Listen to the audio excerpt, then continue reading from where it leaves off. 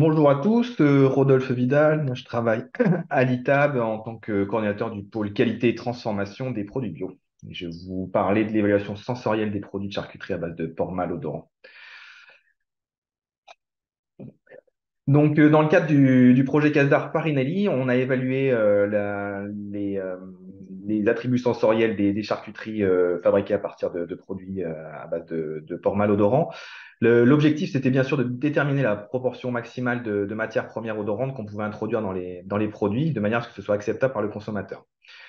Pour ce faire, en fait, on a utilisé de la matière odorante, du gras en l'occurrence, et qu'on a mélangé, qu'on a dilué en fait avec du gras non odorant pour avoir différents taux de dilution et pour voir dans quelle mesure c'était accepté et noté par les consommateurs.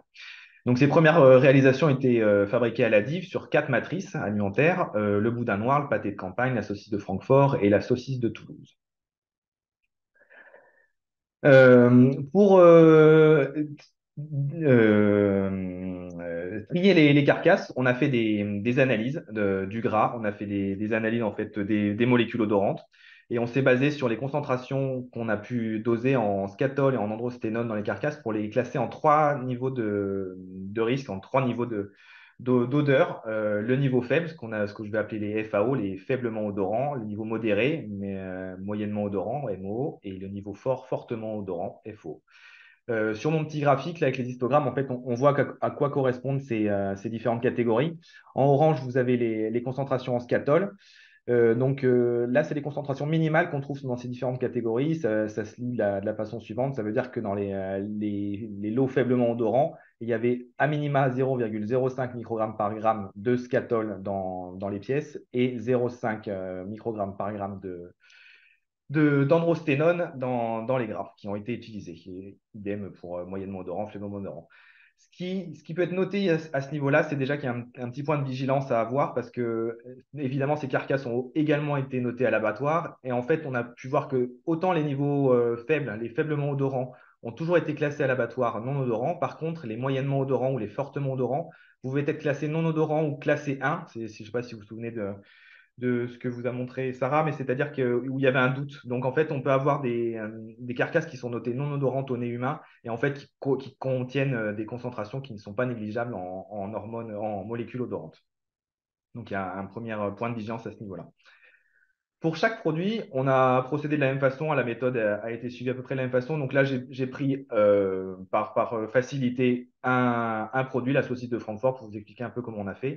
On a un témoin, ce qu'on va appeler un témoin non traité, avec uniquement du gras non odorant. On prend du mec, de la glace et du gras non odorant. On fait une saucisse de Francfort. Et sur les essais 1, 2 et 3, en fait, on introduit du gras odorant. On a introduit les différents types de gras odorants, hein, faiblement odorant, moyennement et fortement, à chaque fois de la même façon, en introduisant d'abord 100% du gras qui est en gras odorant et ensuite en diminuant un petit peu, en le mélangeant avec du gras non odorant. Donc là, ça nous fait pour les C1, par exemple, on a 18% du gras qui est odorant dans la recette, mais du coup, ça fait 100% du gras qui est odorant. Sur l'essai numéro 2, on a 14% du gras qui est odorant et 4% de non odorant. Et sur l'essai numéro 3, 16%. Évidemment, cette proportion de gras odorant, elle fluctue suivant les produits, hein. Sur le produit comme le pâté, on peut avoir jusqu'à 65% de gras qui est odorant. Donc, on a très clairement des produits qui sont plus ou moins à risque. Et donc, on a fait ça sur les 4 produits, ce qui nous donne une matrice d'une douzaine de modalités. Ensuite, ces charcuteries ont été dégustées par la DIV, là, le Centre technique des viandes, et SBV, hein, un fabricant, partenaire du projet, par des dégustateurs qui sont plutôt experts, donc qui sont plutôt habitués à détecter l'odeur et le goût de la viande de porc mal non castré. Et leur objectif était de positionner les produits essais en comparant avec le produit témoin, au point de vue de l'odeur et au point de vue du goût. Euh, Dans les conclusions, on voit qu'en fait, les dégustateurs experts, ils détectent systématiquement à plus de 75% en fait, les différences de goût et d'odeur par rapport aux témoins, quel que soit le lot de gras choisi, hein, qu'il soit faiblement, moyennement ou fortement odorant, en fait, il détecte toujours une différence. Donc là, c'était un peu décevant dans le sens où on était clairement au-dessus, on a mis trop de gras odorant, trop de molécules odorantes pour que ça passe auprès des consommateurs experts. Et les produits ont été du coup ont eu des notes faibles d'appréciation. Ils n'ont pas été très appréciés et ils étaient effectivement toujours notés moins bien que le témoin et avec une différence par rapport au témoin sans gras odorant. Avec un petit bémol sur certains produits qui passaient quand même déjà un peu mieux à cette phase-là, comme le pâté où l'odeur était considérée comme OK pour la moitié des experts et sur lequel qui avait un peu la meilleure note. Donc, du coup, on a essayé dans la suite du projet de voir comment auprès des consommateurs ça pouvait passer. Et du coup, on a bien baissé nos proportions de gras odorants pour que ça soit acceptable auprès d'un panel naïf.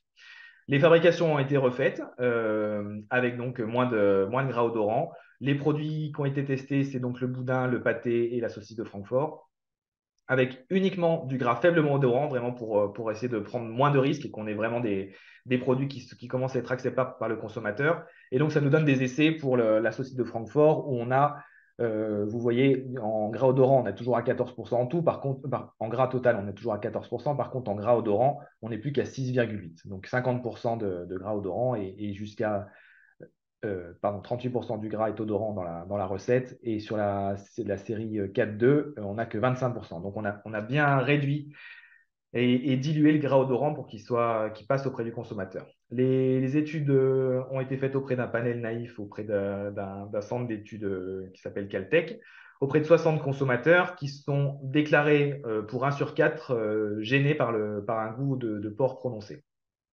Donc on s'attend aussi à avoir des notes qui peuvent être dégradées à cause de ça. Et enfin, on a aussi réalisé un test sensoriel sur le site de Francfort à l'ITAB avec une quinzaine de dégustateurs complètement naïfs. Et donc les résultats qui ressortent sont assez intéressants car on peut voir que en fait l'appréciation globale entre le témoin et les séries donc 1 et 2, en fait il n'y a pas de différence significative. Le témoin a été aussi bien apprécié que celui qui contenait du gras odorant. Donc ça c'est plutôt un point positif. Après, c'est des notes, vous voyez, c'est des notes qui sont faibles. Donc le produit en lui-même a été mal noté, mais parce qu'il était peu apprécié, mais pas par rapport à son goût de porc mal entier. Ça peut venir de la formulation, ça peut venir de la façon dont a été fait le produit. Euh, mais voilà, c'est intéressant de noter qu'il n'y a pas de différence significative entre la saucisse de Francfort qu'on a créée pour le projet sans viande de mâle odorant et il n'y a pas de différence entre ces fabrications-là et celles avec du porc mâle odorant.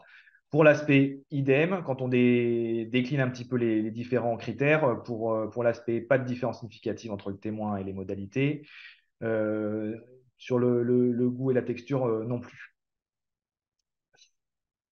Ça a été fait effectivement aussi sans analyse statistique sur un panel de 15 dégustateurs étables et pareil, pas de différence entre les produits. Et ce qu'on peut noter, c'est qu'on a aussi fait cette étude sur d'autres produits, donc le boudin et le pâté. Et là, on voit que c'est assez intéressant. Déjà, les produits sont mieux notés. On a des notes qui sont entre 6 et 7, donc ça veut dire que le produit est quand même apprécié et sans différence significative. Donc sur le boudin, par exemple, on peut considérer que le boudin avec ou sans porc mal anti-odorant, il n'y a pas de différence, en tout cas pour le panel naïf. Et ce qui est même encore plus intéressant, c'est que sur le pâté, on remarque que non seulement il n'y a pas de différence entre le témoin et le pâté numéro 2, mais le pâté numéro 1, donc qui contient un peu de malodorant, il est même mieux noté, donc avec une différence statistique significative que le témoin sans porc mal entier. Donc, on peut voir que dans certains cas, en fait, le fait d'introduire du mal entier, ça peut aussi apporter un goût ou une odeur qui est appréciée.